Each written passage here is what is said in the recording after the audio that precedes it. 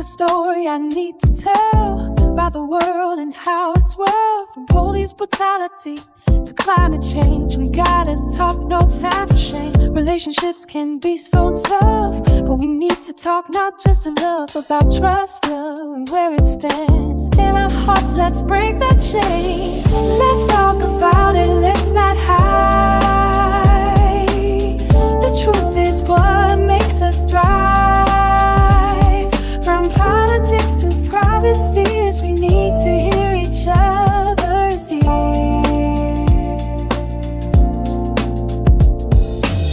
Sometimes it feels like we're alone, but together we can make a zone where every voice is heard and seen. Let's make a change. It's time to begin.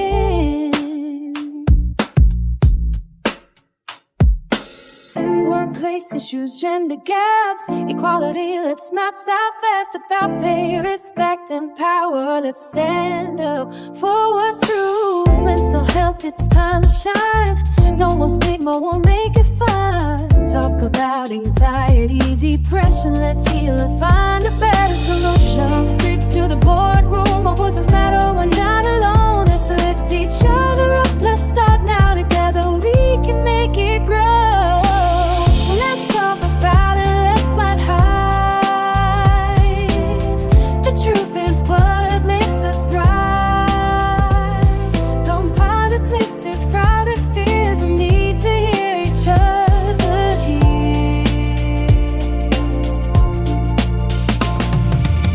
Let's talk about it, let's not hide. The truth is what makes us thrive. Don't politics to private fears, we need to hear each other.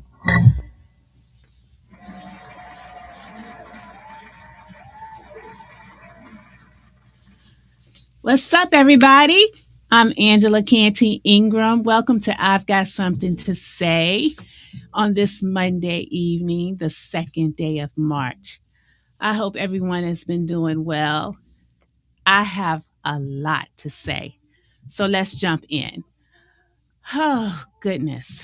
Let's go back a few weeks and remember when we were exposed to our president, leader-in-chief, depicting President Obama and Mrs. Obama as apes in a video. And supposedly, he knew nothing about it. He didn't do it.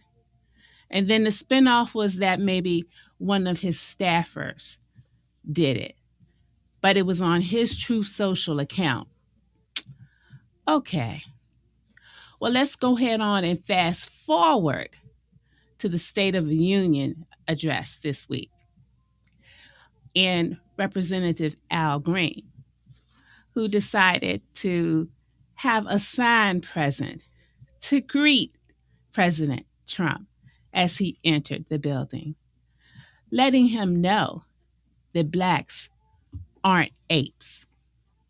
Well, that didn't go over too well because that was seen as being disgusting, disgraceful, and extremely disrespectful. And Representative Al Green was escorted out of the State of the Union address. And he said it didn't bother him any bit because he did what he came to do. And that he believed that President Trump got the message and that he fully understood what was being said. So my thing is this. Congratulations, Representative Al Green. I am so glad that someone is standing for us and is not afraid of this president and is not kissing his ass. Because Jesse's gone. Reverend Al Sharpton can only do but so much. We really don't have a lot of leaders left to fight for us.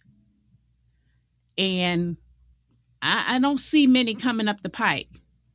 So what are we going to do, guys? What are we going to do? So kudos to Representative Al Green, because I am here for it. So moving on along with the State of the Union address, some key points that our president made. And he made a point to say that America is the hottest thing, possibly the hottest that it has ever been. Well, it's the hottest mess that it has ever been. And I think we can all agree upon that. Here we are now. He was pushing this peace through strength agenda. It's his foreign policy. Okay. Based on that, we are now in the midst of a war. And he's bragging on that. He's bragging on the fact that he has bombed Iran. He's bragging on the fact that he took over Venezuela and might as well say stole their oil. Puff chest about all of this.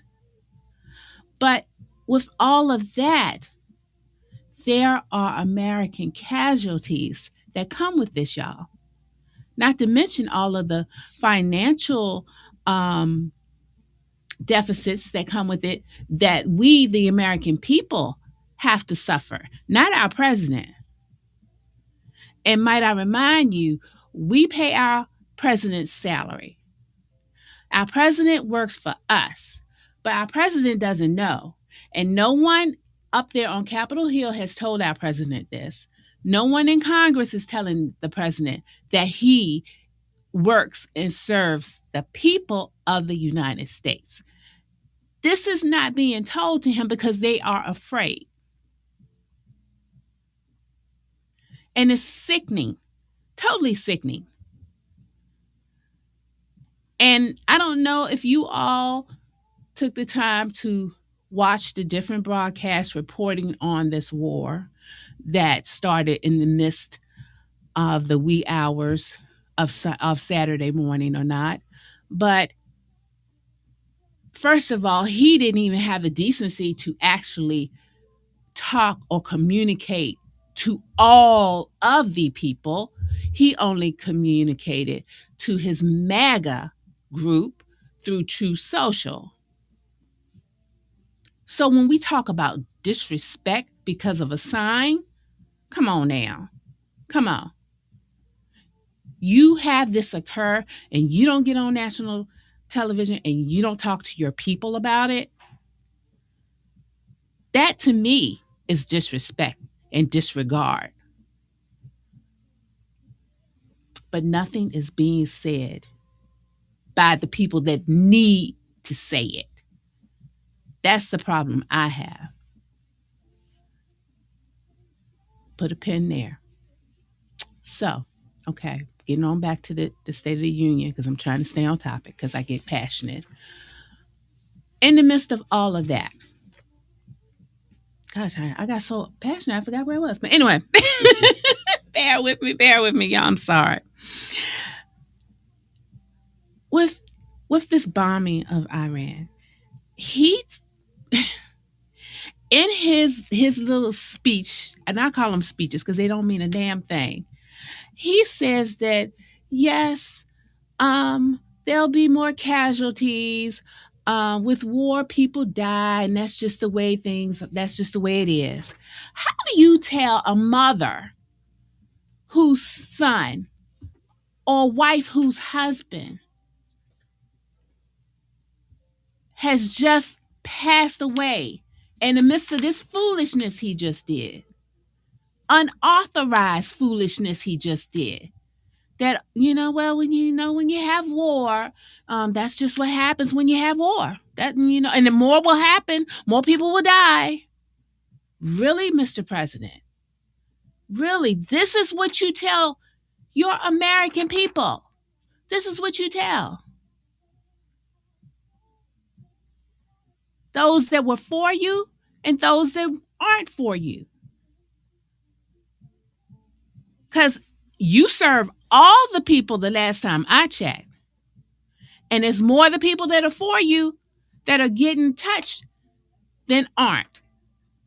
And this is what you tell your people: disrespectful, disgraceful, disregard. But no one wants to say it except for Representative Al Green. No one has the balls to call a thing a thing. And that is what is missing in the House and in Congress. That is what's missing. No one is calling a thing a thing. No one is yanking this president by the chain and reeling his high-pass in. Yes, I said high-pass. Yes, I am old. But it needs to happen. It's gotten bad, and it's going to get worse because no one is checking him. No one is checking this man. And if he thinks, well, we can just go do what we want to do, and it's not coming back. Last time I checked, just like bullets don't have a name on it, missiles don't have a name on it. What's going to happen? What's going to be next? We got stuff at home that needs to be taken care of. We didn't have to go and butt our nose in over there when we got war right here at home. Unfinished war. But was that the plan? To further distract away from the Epstein files that you pushed away somewhere? It wasn't redacted, just plain old wasn't submitted at all. Could that be? You know, it's a whole lot of shit going on that ain't nobody talking about. Distractions is all over the place. Distractions. He stood up there in that I'm staying on topic, State of the Union address, and the victims of Epstein were there. He didn't address some women. Deflected. Did not address them women. The same way Pam Bondi didn't address those women when she was questioned. And that was a schizophrenic mess altogether. And as much as I couldn't stand him, I wish I could have advised him to fire her because she made him look even worse. And how could that be that anybody could make him look any worse than he already looked? But it is a whole lot of mess going on. And ain't nobody saying nothing about it. Nobody said anything about how hit that side of the table, didn't say nothing about how horrible it was, about her statements and the way she carried on. They swept it up under that rug that's already up to the ceiling. They just further swept that up under there. So when it came down to the bombing and carrying on and not contacting Congress, Caroline Leavitt said that they contacted 7 of the 8 leaders of the people, I guess it's the people in Congress, I guess, the leaders of Congress that needed to be notified. 7 of the 8. But excuse me, ma'am, that's not the rules. The rules is all of Congress must be contacted and must be made aware, and they must review everything. Not y'all contact 7 of the 8 and go on and do what you want to do anyway. So, my question, America, If our leader in chief and all of his crooked people don't have to follow rules and regulations, then why must we have to follow rules and regulations? My amigos, if the leader in chief of the United States does not have to follow rules and regulations, then why must ICE come after you and your families and drag you off to these places that you don't even know where you're going and don't even know why you're going there? Like I said, it's a whole lot of BS going on. Nobody's saying anything's wrong because nobody wants to go against him. Everybody's scared. And why is everybody scared? Because everybody's done wrong and he's got the papers on everybody. Mark my word. So no, I can't say anything because I don't want my stuff to come out. So I'm gonna sit here. Yeah, I know it's wrong, but I ain't gonna say nothing about it. Because the last thing I need is them to come over and start investigating me.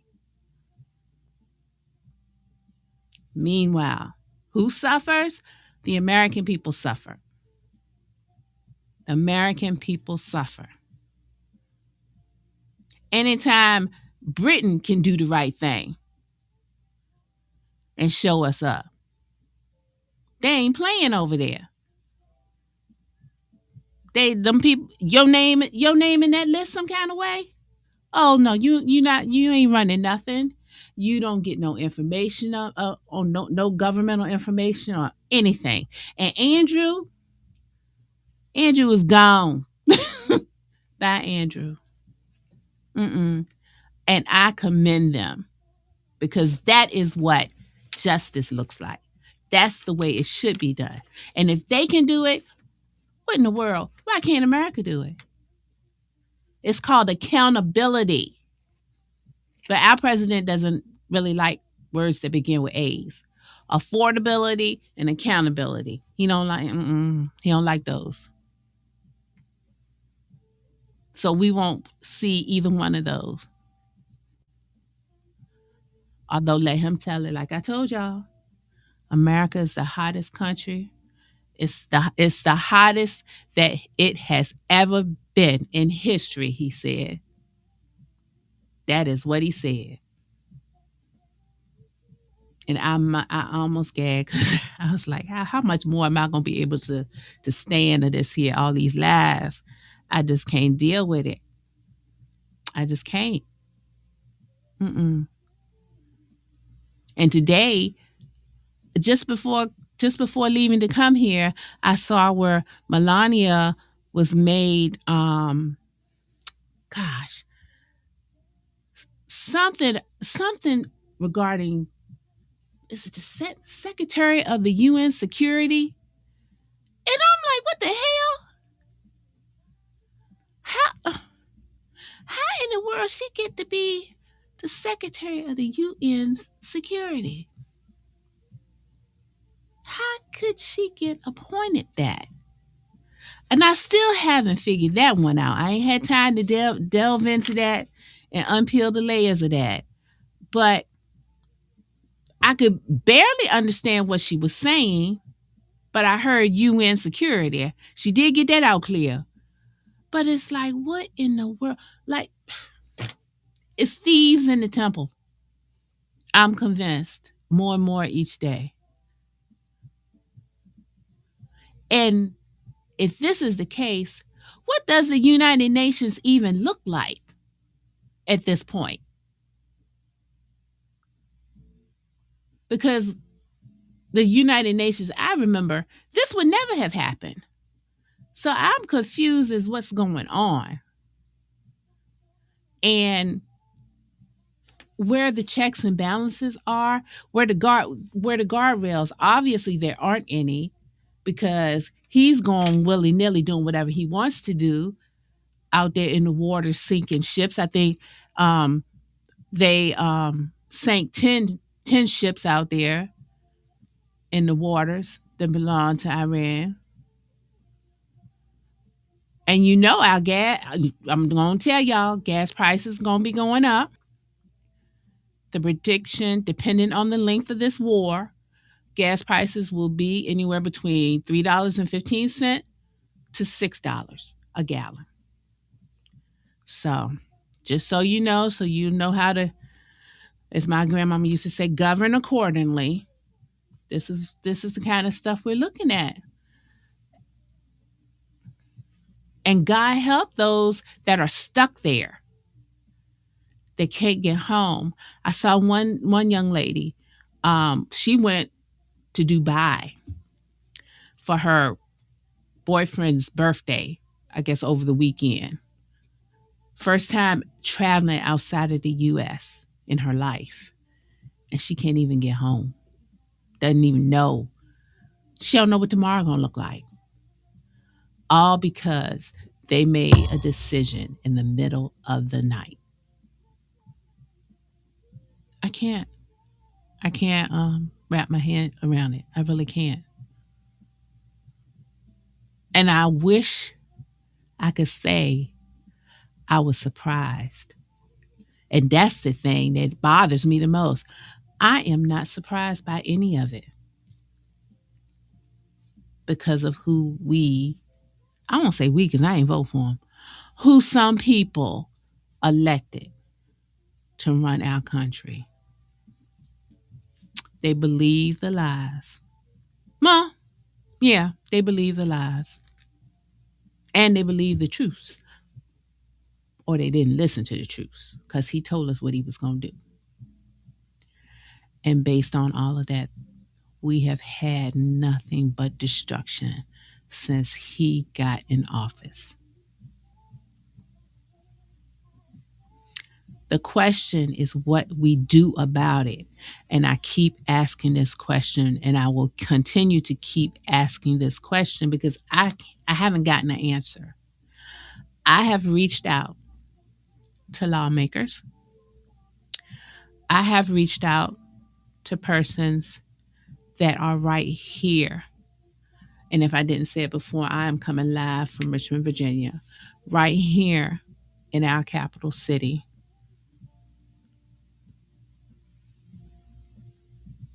Delegates, people that are there that have a say in the lawmaking. And I haven't gotten any answers. So I know they get tired of me. I get tired of me. But I don't get tired of asking the same questions. What do we, the people, do to bring about change? Because we can't what do we do? We can't keep on going on like this. How do we fight evil? How do we fight the boogeyman? Yes, we got to keep on keeping on. Yes, we got to keep on paying our bills. We got to keep on working if we're blessed to maintain a job through this foolishness. Because some of us have lost our jobs. Some of us lost our jobs when he took office. Federal workers. Some of us lose our jobs every time the government shuts down. And we don't get to go back. What do we do? Sure, we can find resources, but we don't find answers. Y'all, I'm going to take a quick break, but I want to leave you with this. I don't say what I say to discourage you. I say what I say to encourage you. And I hope that you will continue to fight like me. You will continue to ask questions like me. Write your delegates. You deserve answers. Write me. I will try to get answers as well. When I return, I have a special guest. I'm not going to let you know her name. I just have a special guest when I return. Okay? I'll be right back. Thanks.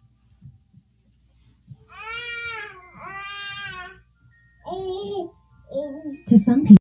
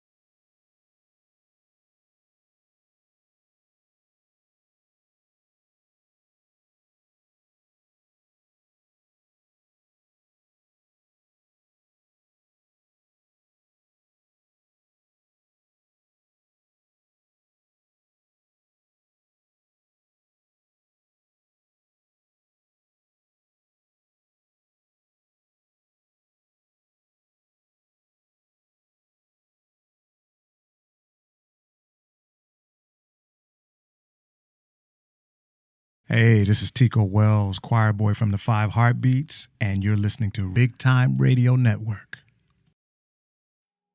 At Social Flair Event Studios, we don't just host events, we create unforgettable experiences while providing exceptional service. From the birthday extravaganzas to wedding celebrations and even corporate events, Social Flair Event Studio is your go-to destination for making lasting memories.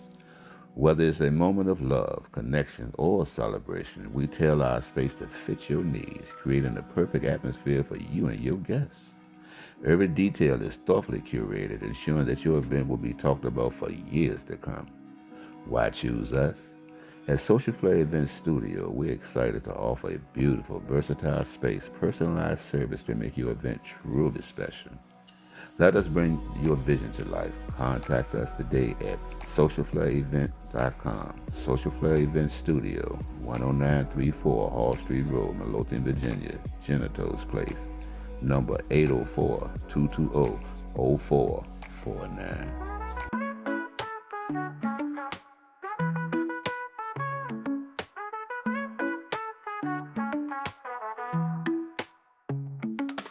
Join Tahuti on the International Groove Carpet every Saturday, starting at 1 p.m. for sessions from around the world on Big Time Radio Network.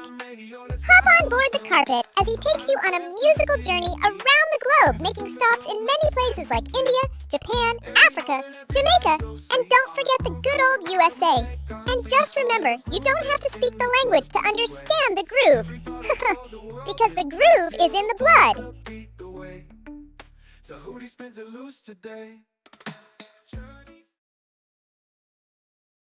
Confidence, beauty, elegance.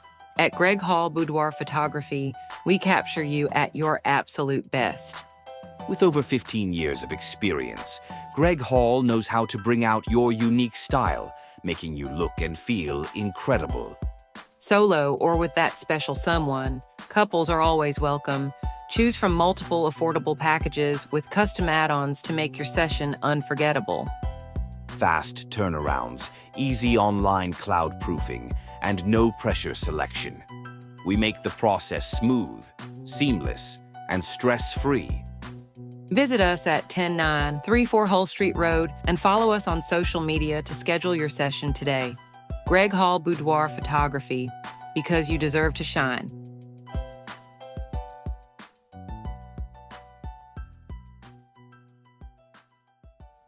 Have you ever experienced tenderness or soreness in your scalp and not quite know what caused it? It could be a sign of alopecia. Alopecia is a condition that causes hair loss when the scalp or the hair follicles become inflamed and weakened. There are different types of alopecia, but generally they all lead to thinning edges, bald patches, or overall shedding.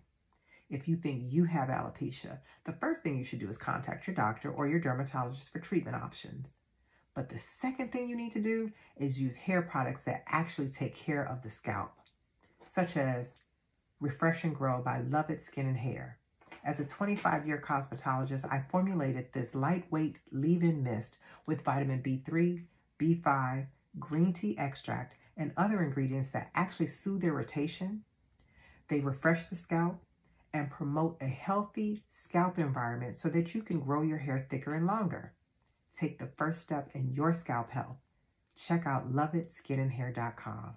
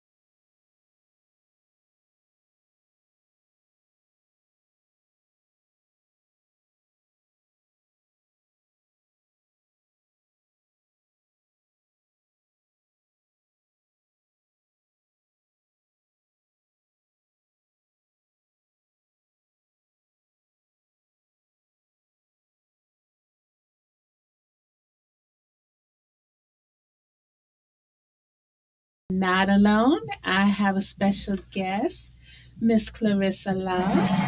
Welcome, beautiful. Thank you. Thank you, beautiful. I'm going to tell you guys, I met Clarissa, let's see, last month, and then I met her again. It was about 2 weeks ago. And I was impressed with her when I first met her, and I was even more so impressed with her when I met her again. And you'll be impressed with her too. Just listen.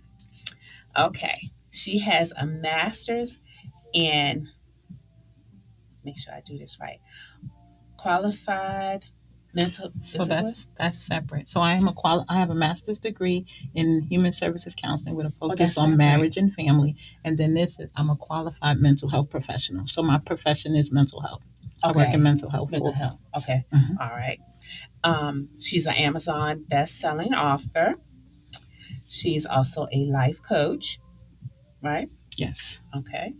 A certified workshop facilitator. Yes. Speaker. Yes. All right. Girl. You tired? No. I feel like I'm not doing enough. There's still more. There's still more. There's still more in you. There's still more. Well, there's still more impact to be made. Right? There's still more impact. Excuse me. Yes. There's still more families to help. There's still more. The world is dealing with so much. So trauma. As long as there's trauma, there's people that need help. Right. Okay. Let's go to where Clarissa started. Where did she Okay. start? Where she started. Okay. I was reading where you tackled being a teenage mother, Yes. and you did not let that hold you back at all. Yes. Okay. So I want you to share that with some young girls out here that may be watching, or some moms of daughters in that position that may think that, oh, now what's she going to do? You know? Yes. So I was a teen mother. I became a mother at the age of 15. And, most people would say, she was fast. She was doing this. She was doing that. I was so naive growing up. First of all, I grew up in New York. I was born and raised in Queens, New York. I grew up in public housing, the projects in New York. And my home environment was not nurturing. My home environment was not conducive for me to know and understand my worth, know and understand who I was becoming as a young woman. And so things happen. Things happen because I wasn't the woman I am today, where I could say, no, stop. No, what is this? No, we're not doing that. And so I found myself pregnant at the age of 14. Like, let's be real. So naive, I didn't know that I was pregnant. So naive when changes in my body and in puberty, I didn't know what was happening. We all know what women go through, that Right. thing. Right. I did not know what was happening to me. My mother did not sit down and have that conversation with me. And so I found myself pregnant at 14. People were telling me, you're pregnant. And I didn't realize it until this little person who was now 6'2", 41 years old, was kicking, and I was sitting in Spanish class. And I was so afraid. There was a fear in my home of my mother. I grew up in a single parent home with a one older brother and one younger brother, and then a sister who was 7 years younger than me. And for whatever reason, the three of us who are by my father, we were treated differently than the way my sister was treated. So not so nice. And we grew up in the days where we got whoopings. It was extension cords. It was bad. It was locked in the Whatever they room. could It was find. whatever it was, right? And so, but never, like, you go ask a serious question and you don't get a response. You don't need to know that, or whatever it is. And so I found myself again pregnant. I hid it from my mom once I realized that this was what going on. I grew up in the Holiness Church, Pentecostal. Mm. No pants, no makeup, that thing, right? Really, really holy and Pentecostal. And so there was a shame, but that was the shame that they made me feel. Honestly, my mom made me go in front of the church, but I ended up hiding it for as long as I could. For whatever reason, I didn't really protrude like that. And I ended up running away from home and calling her from the police station. We cried, and I thought it was a change in our relationship. And it wasn't. It wasn't a change at all. She wouldn't do anything for my child. She would say things like, if you can't take care of him, you can give him to somebody else who can. Things like that. And so I didn't get my first job till I was 17. I tell people I became a mother before I knew who I was as a woman, before I got a driver's license, before I had a job, before whatever first thing you can think of as a young adult. Right. I was a mother before that. And if I can fast forward to today, I work with families. I do parent coaching. I do family counseling. And the one thing we don't get a manual on, nobody wants anybody to tell them what to do, and that's parenting. And I didn't even know if there were resources out there. I didn't know that I could ask for resources. My life was closed into the walls of 8103 Hamels Boulevard and the church and whatever my mother exposed me to, which, wasn't a whole lot. And so I was that person who I navigated life in a way that it was trial and error. If it worked for me, I knew to keep doing it. If Right. it didn't work, I knew not to do it. Because I didn't have anybody to guide me, to lead me. And my mom moved from New York when I was senior in high school. She moved to Virginia to be with the man that became my stepfather. And I was in New York navigating life. By yourself. By myself. She took my son, and her words were, I'm going to keep him until you get your life together. Do we ever really get our lives No, together? we don't. I'm still trying. I know that. Exactly. And so she had him, but then I never would allow her to sign him up for school. So she sent him back to New York. So wherever I went, my little Philip went with me. I wasn't what you would call a bad girl. I didn't smoke. I didn't drink. My sister and my brother just had a conversation about me yesterday and said I'm so green because I haven't done anything. The most rebellious thing I've ever done was gotten 3 holes in my ear, but I don't have any tattoos or anything. And so I just navigated life like, okay, if this works for me, do it. I do remember being in high school and taking psychology for the first time. You know, you go to school, you learn or whatever. When I started taking a psychology class, it like The light bulb got came me off like, in you. oh my God, I love this, because I was always a people watcher. I would always wonder why people were the way they were. People would always come to me for advice, and I could give them the best advice, but couldn't help myself. And but psychology really like lit up something in me, and I said, I don't know what I'm gonna do with this, but this is what I want to learn more about. And so I didn't even I went through high school. I had to go to summer school twice for history credits. And in New York, if you don't meet all your credits and you're supposed to graduate, they make you come back for another 6 months and get those credits.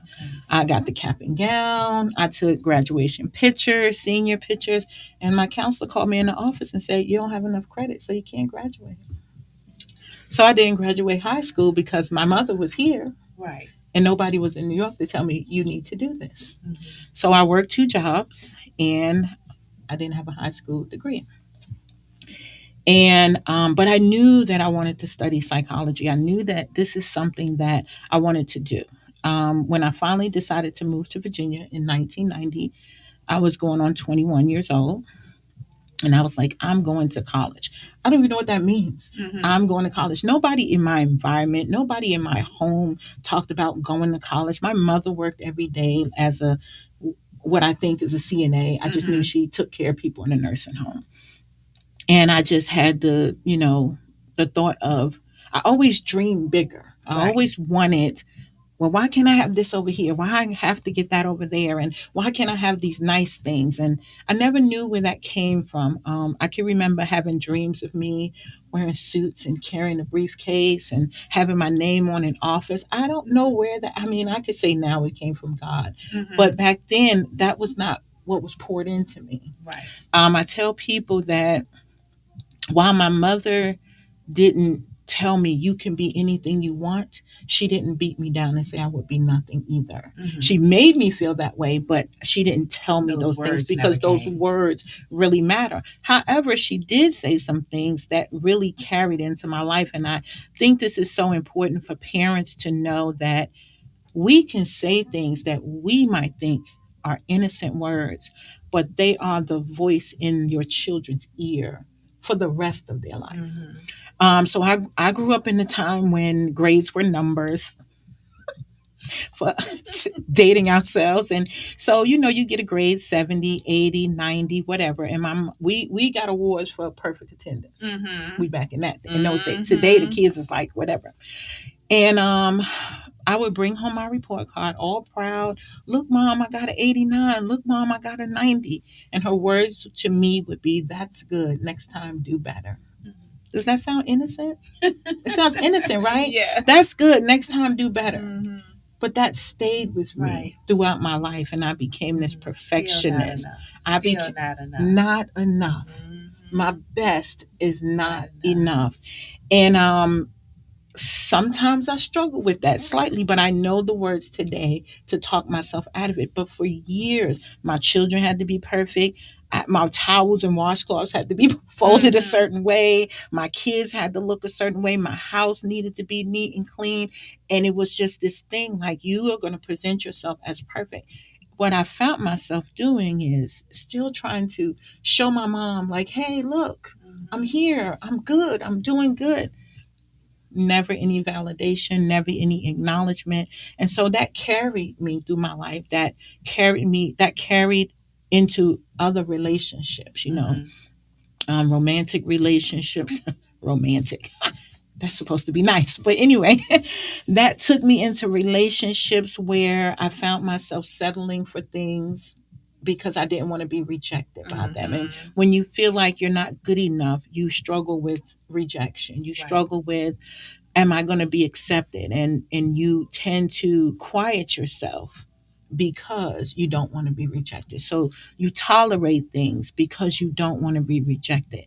But you can see sometimes when you do the work and heal, you can see that these things are not good for me, but I'm afraid to speak up because I might be rejected. Yeah. And so I dealt with that. I dealt with an abusive relationship, verbally, mentally, emotionally.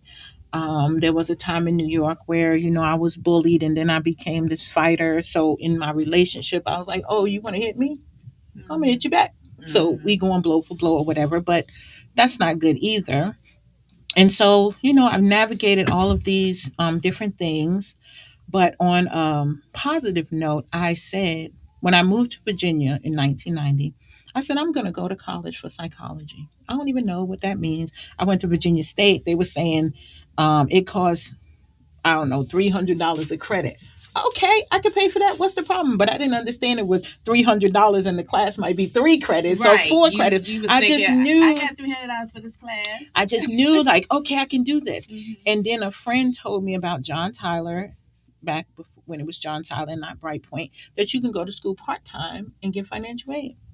And so I was like, yes, I'm going to do this. So I started at John Tyler in 1996. I was a single parent, and my thought was, I'm not going to wait till my kids are adults to do this because then we'll just struggle until then. What better thing to show my children than the resilience and the hard work of, navigating college and working and things like that. And so I went to school while I had my children. Lots of times I've taken them to school with me. Me too. And grateful for teachers who allowed me to do that. I get their little bag of goodies and workbooks or whatever, and they sit in the front of the classroom. And then when I transferred to VCU, they'd be in the commons or they'd be in my class. And I'm grateful for that because I'm sure there was times I wanted to quit. But looking at my children, it's like, no, I can't quit because this is for them. I have 2 sons. I have the 41-year-old, and then my youngest just turned 34, who is the child of the abusive relationship. Okay. And so I kept striving in that relationship. You're not good enough. Why are you doing your hair? Why are you doing this? You're not cute. I'm gonna make more money than you. You don't even have a high school diploma. You got a GED because he was in the military. And so all of that stuff beats you down, but I described it as he would knock me down, I jump back up. Knock me down, jump back up. Knock me down, I'm getting up slower. Knock me down, I'm getting up slower. But I'm what do you call it? I can play the long game. So I started strategizing and I started thinking, I can't stay here. I can't stay here. So I started making plans, tucking away money, getting a second job. And so I eventually got out of that relationship. And there was a lot going on in between there, stalking, all kinds of things. And we ended up getting back in a relationship because I had the thought of keeping my enemies closer. And, they always say they changed. And, but then that ended up not working out. And what I learned some years later is that while I was being abused in this relationship and working 2 jobs to get out of it, he was abusing my son. My oldest son. He didn't touch his younger son, but he was abusing my oldest son. He wouldn't feed him. My son one day had a burn on his hand, and he said it came from the water, but years later he told me he did it, and some other things. And And then he went through some things as an adult, and I feel like, that's a part of his story, that one day I would love for him to share and for us to share. But he really has gone through some things, and we've gone through some things, and I had to distance myself from him. And I thank God that he's in a really good place, has been able to maintain a job for the last 2 years, and we have a good relationship. I have custody of his daughter, who is 17 years old and the best teenager ever. People are like, no, it's a girl. And I'm like, nope, I don't have that problem. But as I went through those things and dealt with those different things, I was shown that this is my purpose, right? I want to be to young women what I didn't have. I didn't have anybody to talk to. I didn't have anybody to help me understand who I was. Again, I talked about not having resources. And so I want to be that person that is a resource for other people who may be going through things. And I'm one of those people, I'll tell you stuff whether you ask me or not, because sometimes we don't know what to ask, right? Right. So so that's how I came to where I am today. My bachelor's degree is actually in psychology. So that's part of the story. I'll stop. Yeah. Wow, girl. hmm So his father, do you have any contact with him now? So unfortunately, my younger father, who was the abuser, passed away maybe 4 or 5 years ago. But I'm grateful that I was healed. I'm grateful that when my mother passed away, I was healed. Okay. And it is a choice to heal. It is a choice to move past the trauma and the things that have happened to you, because these people are going on about their business and they're still holding you hostage. And so I knew that I was healed. I knew that I had overcome when I knew I can pray for him, like sincerely pray for him. And at some point, he acknowledged the good job I did with our son and, things like that. So that's great. Unfortunately, like I said, up until my mother's passing in 2020, I still was trying to prove myself to her. But in that relationship, I had to decide to heal. I would go to her and ask her questions. Why was this? Why was that? Why did you treat me differently than my sister? Why were we treated differently? And it was always, why you want to bring up that stuff? You know that generation. Why you got to bring up the past? Why you can't just let it go? And I had to make a decision. I'm looking forward. I can't go if I'm still holding on behind me. And so I made a decision one day to just forgive her. I went to her house and I said, one day I went to her house and I just said, tell me about who you are. Because if I can understand who you are and where you came from, I can better understand, who you are as a person. And my mother was a scared little girl, was afraid of everything, is what she told me. And for whatever reason. And so I remember the day I went to her and I said, I just want you to know that I forgive you. And even in that, she just said, well, it's about time you let that stuff go. So never any acknowledgement of the effect or the things that you've done, but I was okay then, I believe that when we're on our journey to healing, sometimes we have to take space from the people who are striking us. Right. I describe it as a wound. That's what the story I tell in one of my books. It used to be a wound, but now it's just a scar. Every time I would go around my mother, she'd dig into that wound and it get infected again. It's all of the oozing and all of that stuff. And I had to take some space to heal. And then I'd go around her. She'd rip the scab off. It'd bleed. Then, after some time, she'd rip the scab off and it hurts. Then after some time, she'd rip the scab. Well, there's no scab. It's just a scar there. And I would look at it like, oh, there she go. There she go, but she doesn't affect me the way she used to affect me. I used to be so angry at Mother's Day and her birthday. For a long time, I didn't even tell the story because so many people have so many great relationships with their mother. And so to tell that, I don't want to take anything away. There was a time I didn't tell my story of domestic violence because I used to say, oh, he didn't have me in a corner with black eyes. But I realized that other people diminish it, though. Other people have the same story And I want people to understand that while it may not look like this, it is still an unhealthy relationship. And so I made a decision to just move past the things, the relationship, like the relationship, me and my mother, we just never had a good relationship. And so I remember the day that she passed away in 2020, I got the call and I wasn't affected. The first thought I had was, well, I guess I'll never know if she really liked me.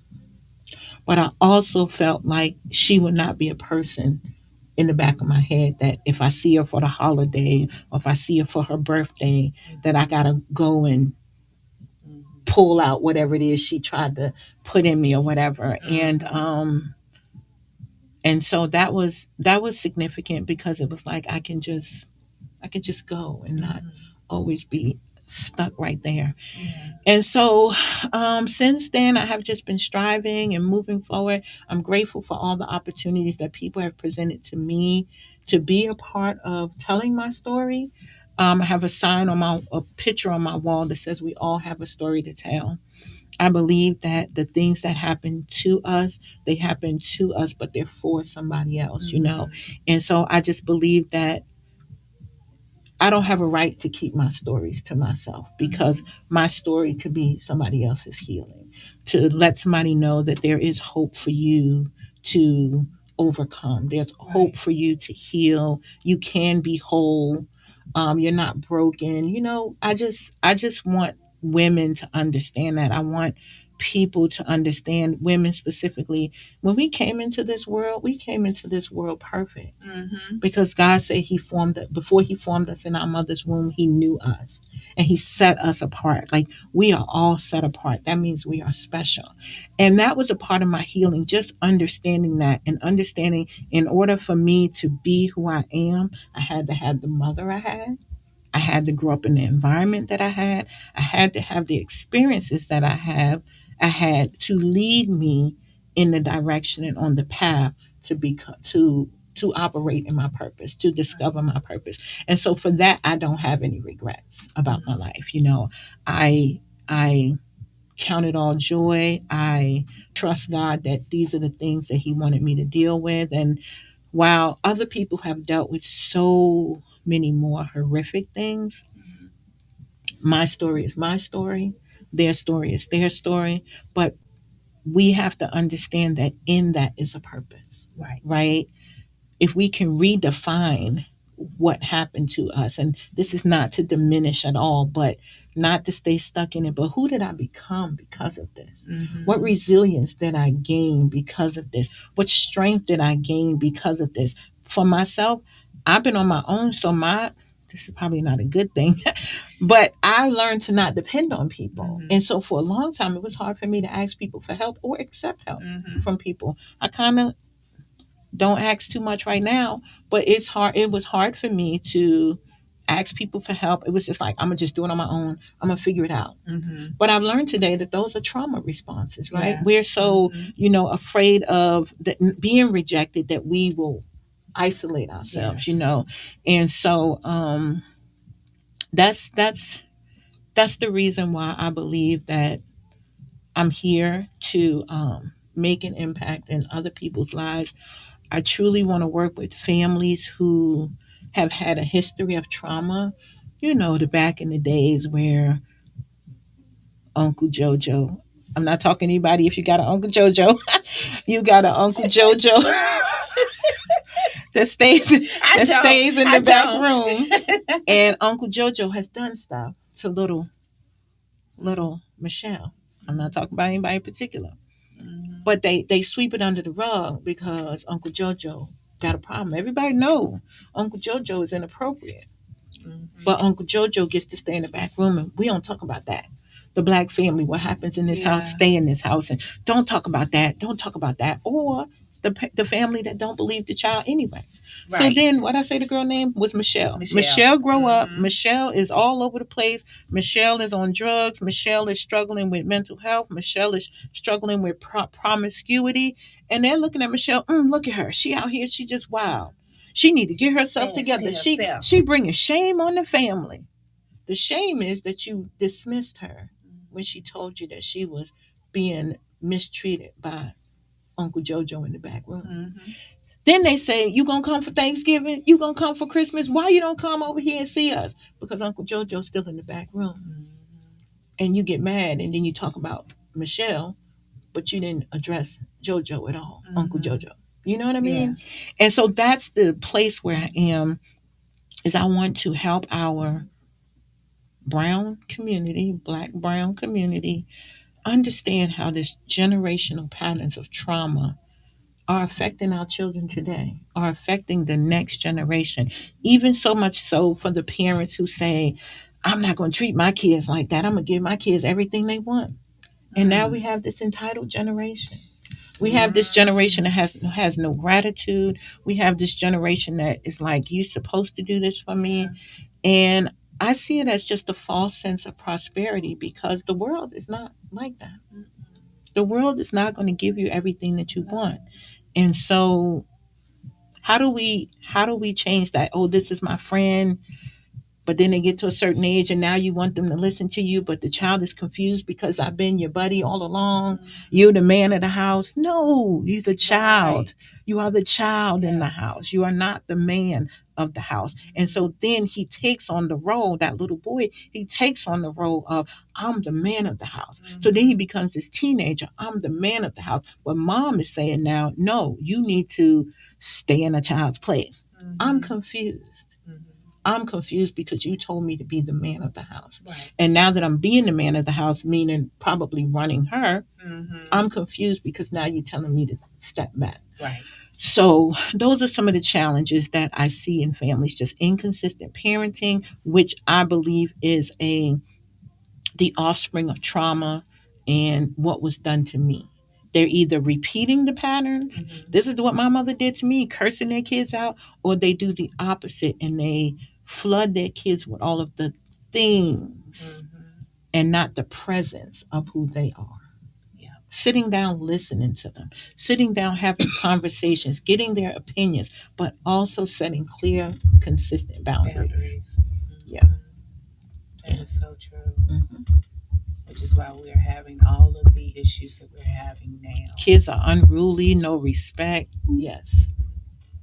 Even with a lot of the breaking news that we have at night.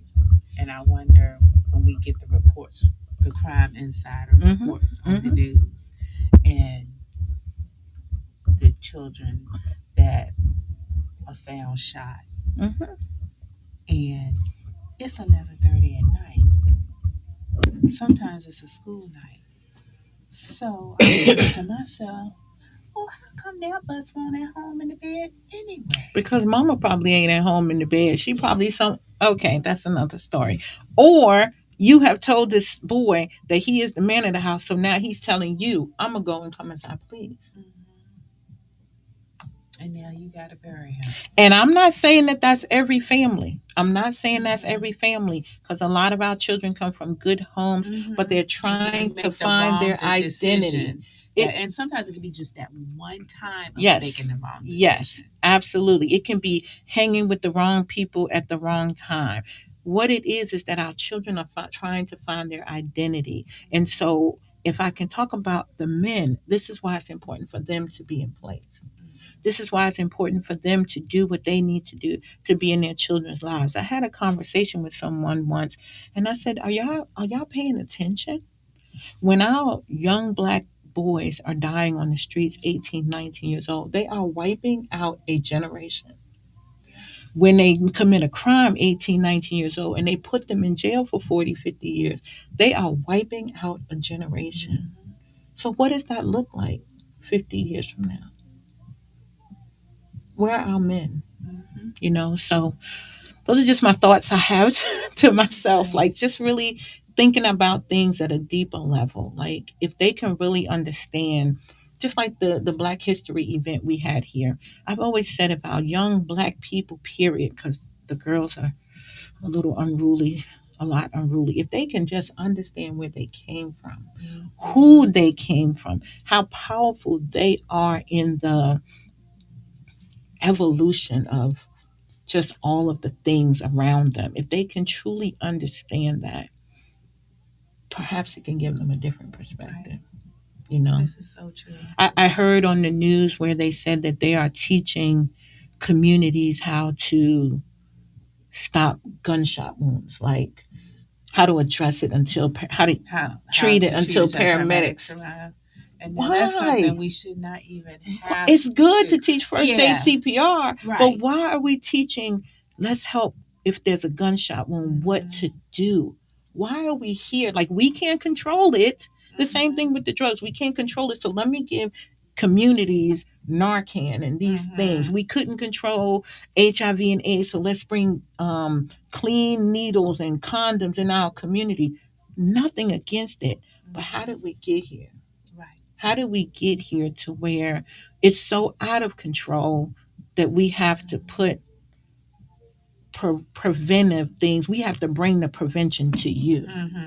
We can't stop y'all from getting guns because it seems like everybody, oh, I'm 21, I got a clean record, I can get a gun, I'm going to just get one. Or whether you have one illegal or whatever. Yes.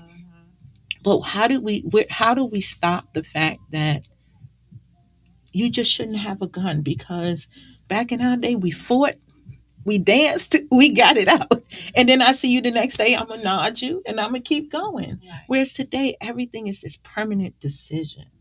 You know, it's a permanent decision, and I'm big, bad, and I'm powerful.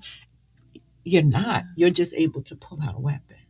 But if we can really sit and talk, you would find out that y'all have more in common than not. I had a former pastor say that because I'm not happy with myself, I don't like anyone that looks like me. So that's why it's easy for me to kill somebody, because I'm not happy with my own image, you know? And so I truly believe that's a part of it, is that we just really, the young people really don't know who they are. You have so many adults. We really don't know who we are and who we can be. So that's why I'm striving one person at a time, one family at a time, one young lady at a time, to try to make a change in a generation. You know?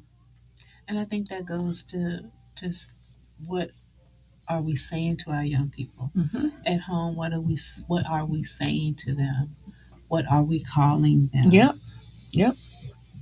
It makes a difference. It makes a difference. The names you use, the things you call them, just even letting them have their own opinion in a respectful way. I can remember having what I call family meetings with my children.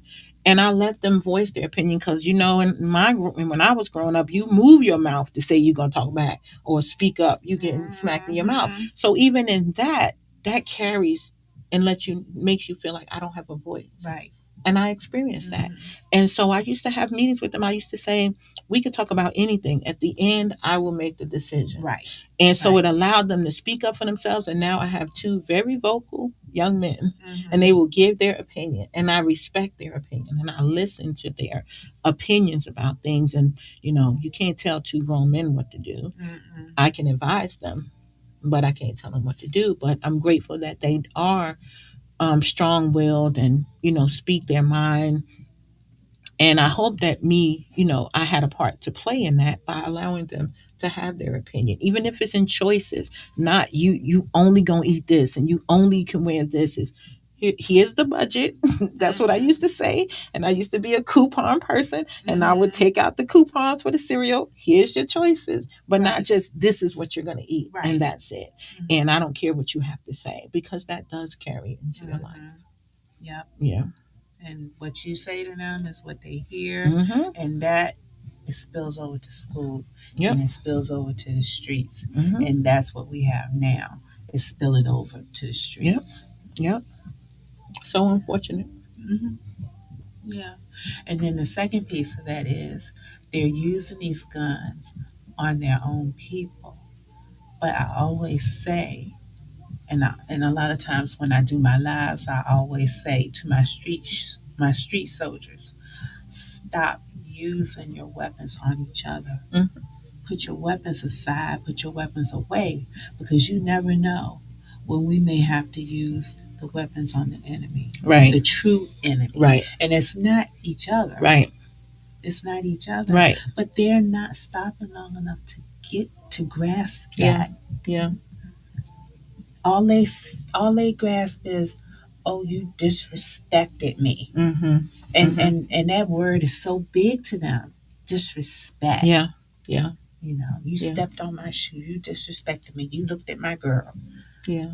And so then it's always a concrete decision. Mm-hmm. It's always a final You got to decision. go. And that person might not be with them for long term because these relationships Right. come and go. Mm-hmm. And if you make this decision, you're not going to be with that girl anyway because you're going to be in jail.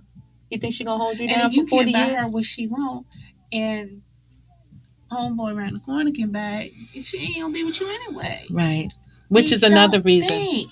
they're not thinking. They're not thinking, which is another reason why I have a passion for teen girls, is to help them feel empowered and help them feel like understand who they are, know their worth, so that they don't have to And know how to get it for themselves. and know how to get it for themselves. Listen, I tell my granddaughter who's 17, I said, if I had what you got when I was 17, whew, yeah.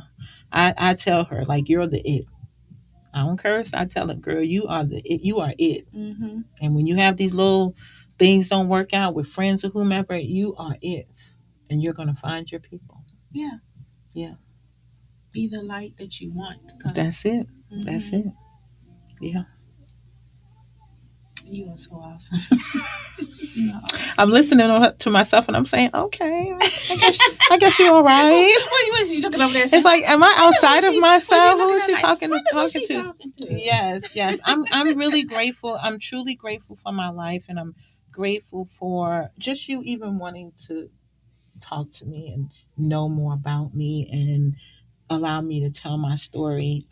Again, stories that I didn't always share. Mm-hmm. But when you're healed, you can tell your story from a place of healing, not from a place of shame, not from a place of hurt. Your story is to give other people hope. Right. You know? Right. And so I'm grateful for being on the other side of healing and hoping to continue to make impact. Oh, you will. Thank you. Not hoping. Because in my reading, She's in my reading. look at my old ladies. In my reading, I saw where you had a nonprofit. You had created a nonprofit. Yes.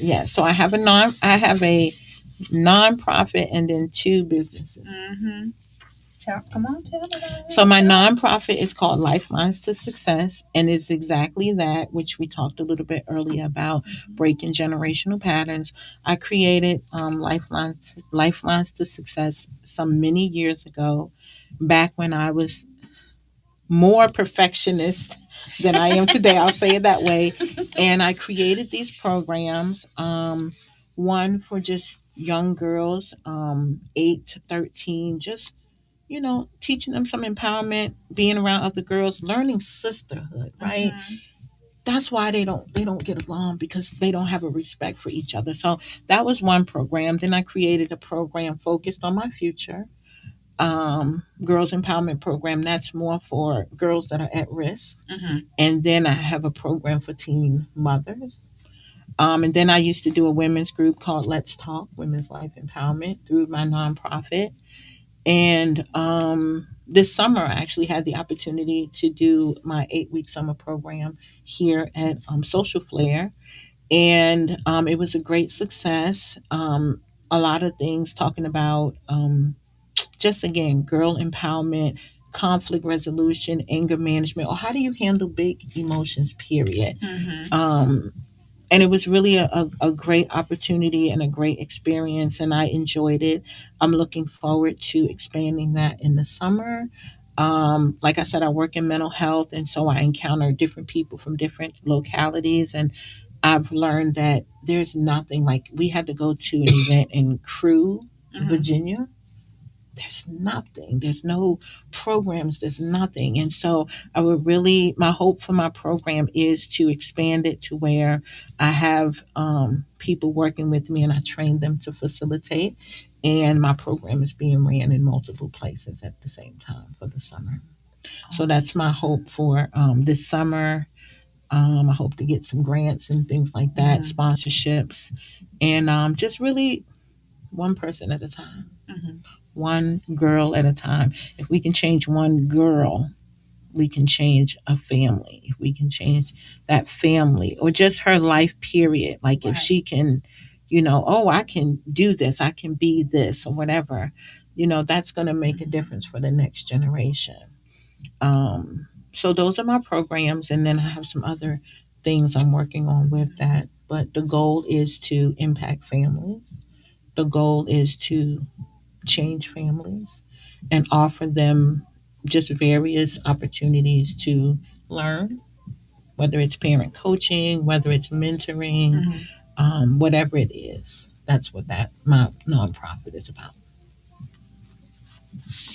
Gotcha. Now, in my reading, She said, "Am I reading?" In my reading, I read where you used to open up your house. Yes. So I was a foster parent. I was a foster parent some years ago for Richmond City. I used to work at a group home for girls, and they all loved me. Like they wanted to go to church with me. Why not? I would play spades. Like they taught me how to play spades. They taught me how to like glue and weave. I still don't know how to do it though. But other staff would just come and they just sit in the office, and the girls would do whatever. And I would engage with the girls, and they all wanted to talk to me. Miss Law, can I come in the office and talk to you? Miss Law, can I talk to you? And so a lot of them were attached to me. They even used to go to church with me. Like I'd come get them and they'd go to church. And the one girl, we got really, really close. And so she asked to come live with me. I became a foster parent so that she can come live with me. And she was probably 15 or 16 at the time. I'm still in contact with her. She's probably like 30 something. And then in 2019, I just started hearing just, the need for foster parents for teenagers. Because they are the hardest to place, right? Right. And of course, I have a passion for girls. People tell me, what about the boys? What about the boys? I love them. But I know there's a need, boys, but I was a girl who needed help. And so my passion is for these girls. And people used to be like, why are you crazy? The boys are easier. The boys are easier. I'm like, yeah, but that's why those girls need that love. Because the toughest one in the room is the one that's hurting the most. The meanest one in the room is the one that's hurting the most. You need a hug today? I would do that. Do you need a hug? No, Miss Law. Then eventually, they want a hug. And so I started, just seeing on the news a lot, a need for foster parents. And I had no one in my home. Everybody's grown and gone. And I said, yeah, I'm going to do this. I'm going to do this. And I honestly wanted to help our brown young ladies. Right. But my young lady was Caucasian. And she said she picked me because we share the same birthday. We're March 17th, St. Patrick's Day. My birthday's this month. Right. And she will argue you down if you tell her I'm not her mother. Even though she is Caucasian. But she will argue you down that I'm not her mother. And so we still keep in touch. She's about to be 22 on our birthday. And she's doing well. She's still, getting it together. And then I had another young lady who came to me at 18 for like the independent living program. And she was pretty tough and very hurt. I was getting ready to say disrespectful, but very hurt. I always believe that whatever behavior you see in front of you, it comes from something that happened behind you. And your aggression toward me is not toward Clarissa.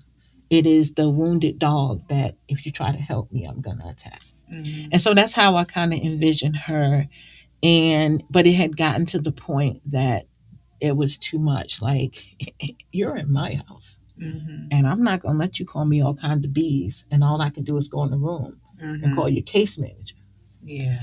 So she ended up leaving. And I still felt like, okay, how can I help this population without them being in my home, in my peace? Because your home should be your peace, right?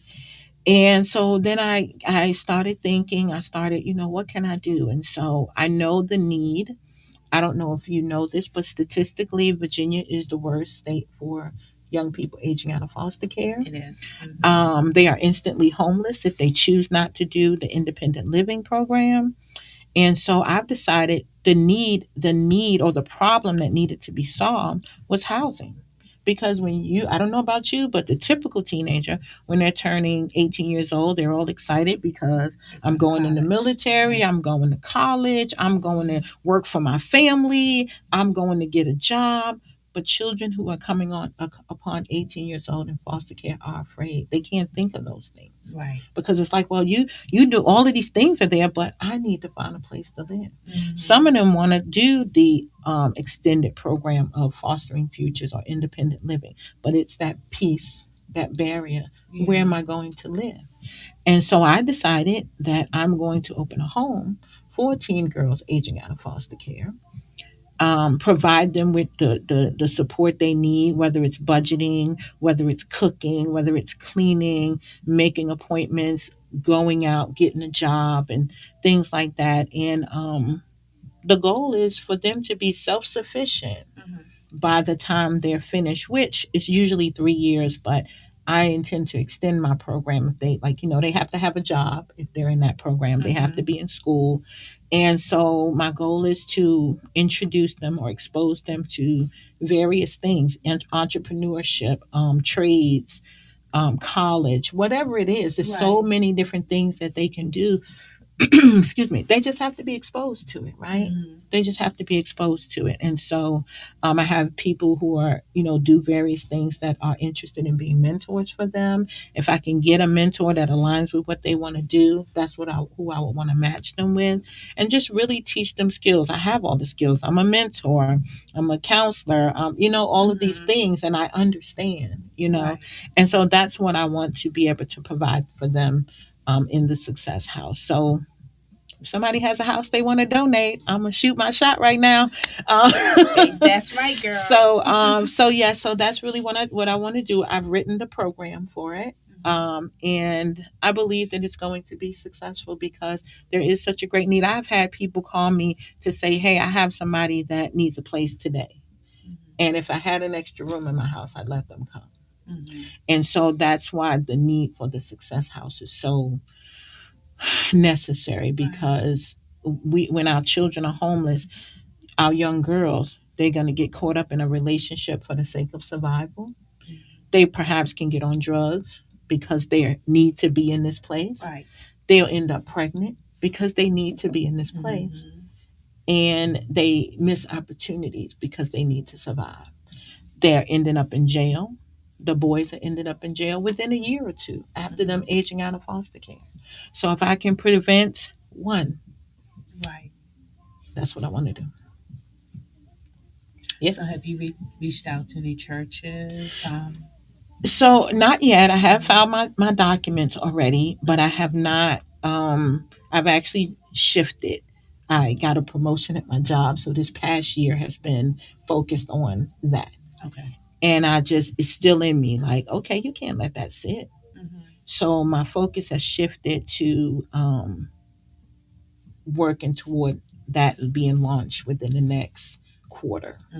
Yes. Okay. Filing the documents and things like that to get it up and running. Okay. People are waiting for me. Yes. Well, is anything and the more I put it out there, the more it's like, okay, Clarissa, they're expecting you to do this. So that's my accountability out there. Right. Yes. Right.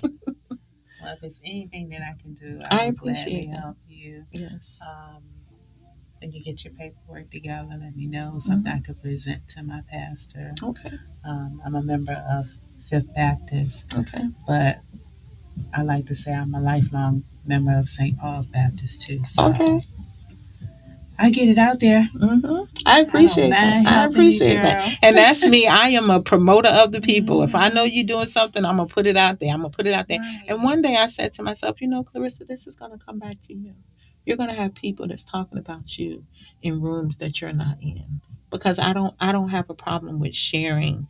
I'm happy about what you're doing. I have a saying, we win together. Right. There's no competition, because what's for me is for me. You and I can be doing the exact same thing, but your voice and your story is going to make it come out differently. So I let that go a long time ago. There you go. So yeah. So I'm looking forward to it. And that's the way it needs to be. Yeah. Yeah. It's no competition. Keep doing what you're doing, because there's too many people out here. I can't help them all. You got that right. Yeah. But you are just so awesome, and I'm just so glad. The young ladies, they need you. These kids out here need you. I was thinking about the other day, and I know we're coming to an end, but I just want to get this out there, and I'm going to put this little bug in you. Debutante balls. And I'm just going to leave that with you. They need to come back. So my sorority actually does debutante balls annually. I'm a member of Zeta Phi Beta Sorority Incorporated, and every year they do a debutante. Okay. Yes. I'm going to talk to you more about that. And I can connect you to the person that does it. Friends now. Absolutely. We're Absolutely. locked at the hip. Yes. Yes. Yes. Thank you so much. Absolutely. Thank you. We have an open door policy. Absolutely. Once you come once, that's absolutely. I will come and hang out and whatever y'all want to chat about. I've been here before with Mr. Mike and Mike, right? What's your name? Money. Okay, see, I just see Big Time, but I thought I heard Mike somewhere.